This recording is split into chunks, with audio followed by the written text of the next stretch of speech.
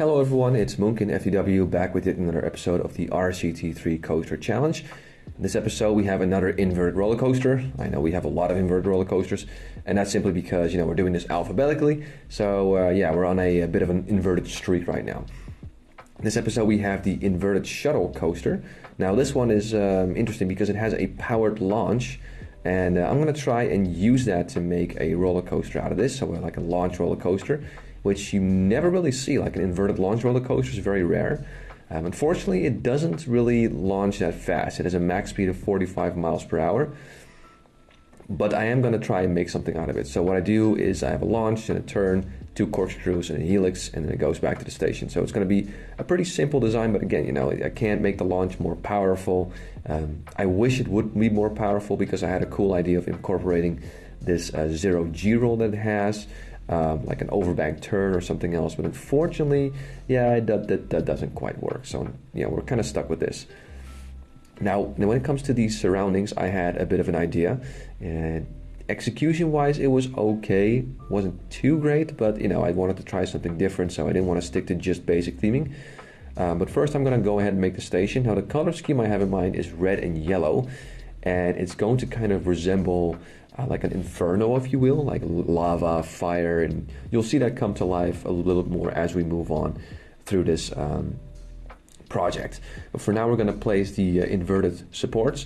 Now, I've said this before in my previous inverted coaster designs, and that is inverted supports can take a lot of time to make. So for now, we're just using JCAT Steelworks, which allows you to make some, or plan down some pretty decent looking supports that don't take a whole lot of time to make. So that's kind of the layout of the track here. Pretty simple but effective, and it has a few inversions and a helix and everything. So I'm gonna go ahead and finish up the queue here. Again, we're gonna stick with the right now it looks a little bit like McDonald's, but don't worry. I think as you see the theming come to life, you'll understand it a little bit more. So one thing I am using is something I haven't done before, is use Beastie's path covers to kind of make a track of the roller coaster. So this kind of follows the roller coaster. I'm also using some of these rings to add some, I guess, near miss moments that would be extra exciting for the guest when you ride this. All to kind of liven up the roller coaster a little bit. I'm going to do the same here for this turn here, and then the final bank turn into the station. I'll do that as well.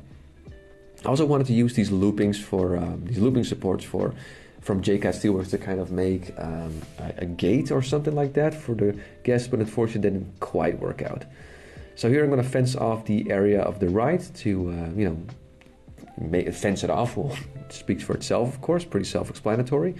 And then from here on out we can start with a little bit of theming. Now again, I said I wanted to do some kind of like inferno, sort of volcano-esque theming, if you will. So I'm adding some smoke here, like we're in a live like territory with magma or whatever. I know it's kind of hard to replicate, but I'm going to use some rocks and everything, so to kind of resemble a little bit that you're on an active volcano. And I'm using some standard rocks from RCT Wild, the expansion, and of course Shy Guy's rock set. And from there on out, I'm kind of looking around what I can use in terms of theming, but then I'm thinking, why don't I just use some kind of like dead plants that kind of resemble, again, like a fire or like a volcano that erupted, and stuff like that. And then finally, last but not least, I'm going to add some like rock soil or something like that to make it look a little bit more interesting. So that's pretty much the ride. It's not the prettiest ride I've ever made. Again, some ideas that I have work out great, some ideas that I have don't work out that well, but I always try to do, for most of the time at least, I try to do something at least a little bit interesting. And I think this one definitely kind of fits that. So let's go ahead and ride this. Oh, I need to remove that tree. Don't worry, we'll get to that, but let's see for now. So we can launch out of the station. Nice. Double corkscrew here, that's pretty good pacing. Over the station, that's also pretty cool. And also over the path where the guests walk. And then we go into our helix. That's a little bit slow, but that's okay. And then we go into our bank turn and a final turn, and then into the station. That's actually not bad. This is not super intense, but still, I kind of like the smoke over the corkscrew over the smoke.